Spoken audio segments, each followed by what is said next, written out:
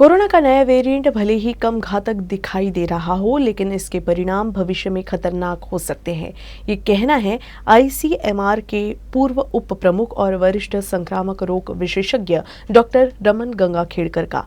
UCN news से की गई खास बातचीत में डॉक्टर गंगाखेड़कर ने बताया कि मौजूदा समय में आ रही संक्रमण के मामलों में से 85% मामले ओमिक्रॉन के हैं। ये वेरिएंट कम घातक भले हो, लेकिन वैक्सीन नहीं लेने वालों पर ये असर कर सकता है और इसके दूरगामी परिणाम भी दिखाई दे सकते हैं। देखिए, इसके भी अच्छे स्टडीज हो चुके हैं जी, कि ओमिक्रॉन जो हमको माइल्ड बीमारी लगती है, ज्यादा इसके सौम्य लक्षण होते हैं ऐसे लगता है, तो कई साइंटिस्ट के मन में ये भी विचार आया कि क्या ये लक्षण कम दिखाई दे रहे हैं क्योंकि लोगों ने वैक्सीन ली है और उसकी वजह से कम है, या विषाणु की वजह से ही, विषाणु में ही ऐसा कुछ बदलाव आया है जी, कि जिसकी वजह से ये लक्षण जो होते हैं ये लक्षण कम रहेंगे। तो जब इसकी इसकी तहकीकात की गई तो उसमें ये पता चला कि विषाणु जो है, वो विषाणु की तीव्रता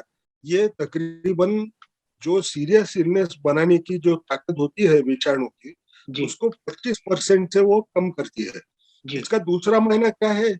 अगर मुझे 25% से ज्यादा, अगर मुझे वो चांस कम करना है तो मुझे वैक्सीन लेना बहुत जरूरी पड़ेगा, क्योंकि वैक्सीन का और वैक्सीन और ये विषाणु के बदलाव जो हुए हैं, ये दोनों की वजह से ये विषाणु की बीमारी लगने के बाद में भी जान बचने का चांस बहुत ज्यादा होता है। तो दोनों साथ में आना बहुत जरूरी है। लोगों ने इसलिए वैक्सीन लेना है, क्योंकि सारी दुनिया में अभी तक जो दिखाई दे रहा है कि जिन लोगों की मौत हो रही है, वो जो मौत हुए वाले लोगों में अनवैक्सीनेटेड पॉपुलेशन, जिन्होंने सिर्फ एक डोज लिया है, ऐसे किस्म के लोगों में मौत होने का चांस ज्यादा है, ओमिक्रॉन में भी। तो वो हमको करने नहीं देना है।